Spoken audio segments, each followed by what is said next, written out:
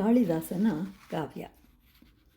ಪುರುಷಾರ್ಥಗಳು 4: ಧರ್ಮ, ಅರ್ಥ, ಕಾಮ, ಮೋಕ್ಷಗಳು. ಇವುಗಳಲ್ಲಿ ಮೋಕ್ಷ ಎಲ್ಲಕ್ಕಿಂತಲೂ ಶ್ರೇಷ್ಠವಾದದ್ದು. ಎಲ್ಲರೂ ಅದನ್ನೇ ಬಯಸುತ್ತಾರೆ. ಅದನ್ನು ಪಡೆಯಲು ಅನೇಕ ರೀತಿಯಲ್ಲಿ ಶ್ರಮಿಸ್ತಾರೆ.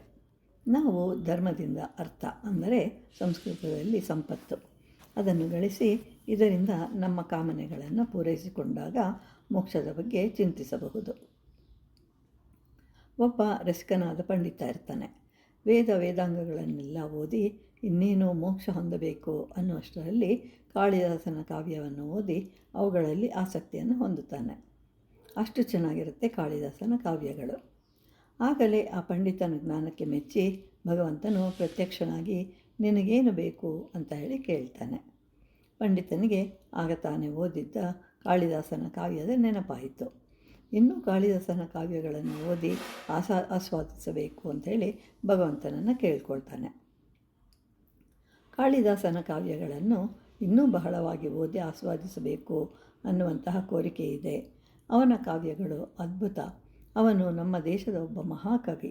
ಸಂಸ್ಕೃತ ಭಾಷೆಯಲ್ಲಿ ಕಾವ್ಯಗಳನ್ನು, ನಾಟಕಗಳನ್ನು ರಚಿಸಿದ್ದಾರೆ. ಕವಿ ಕುಲಗುರು ಎಂದೇ ಪ್ರಖ್ಯಾತನಾದವರು. ಅವರು ರಚಿಸಿರುವ ಮಹಾಕಾವ್ಯಗಳು ರಘುವಂಶ ಮತ್ತು ಕುಮಾರ ಸಂಭವ. ಖಂಡಕಾವ್ಯಗಳು ಮೇಘದೂತ ಹಾಗೂ ಋತುಸಂಹಾರ. ನಾಟಕಗಳು ಅಭಿಜ್ಞಾನ ಶಾಕುಂತಲ, ಮಾಲವಿಕಾಗ್ನಿಮಿತ್ರ ಮತ್ತು ವಿಕ್ರಮೋರ್ವಶೀಯಂ. ಕವಿಯು ವಿವಿಧ ಋತುಗಳಲ್ಲಿ ಬರುವ ಪ್ರಕೃತಿಯ ಚೆಲುವಿಗೆ ಮನಸೋತು ಅದನ್ನು ತನ್ನ ಕಾವ್ಯದಲ್ಲಿ ಸೆರೆ ಹಿಡಿದಿರುವುದು ಸಹಜವೇ ಆಗಿದೆ. ಅದನ್ನು ಆಸ್ವಾದಿಸಬೇಕಾದರೆ ಹಸಿವಾಗುತ್ತಿದ್ದರೆ ಸಾಧ್ಯವಿಲ್ಲ. ಆದ್ದರಿಂದ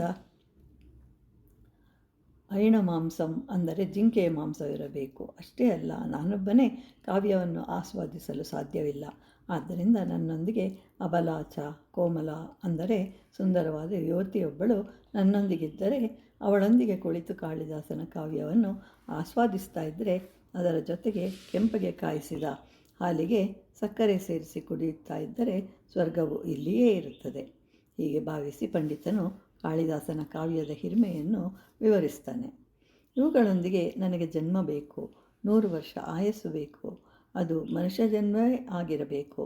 ಹೀಗೆ ಜನಿಸಿ ಕಾಳಿದಾಸನ ಕಾವ್ಯಗಳನ್ನು ಓದಬೇಕು ಅಂತ ಹೇಳಿ ಭಗವಂತನನ್ನು ಪ್ರಾರ್ಥಿಸ್ತಾನೆ.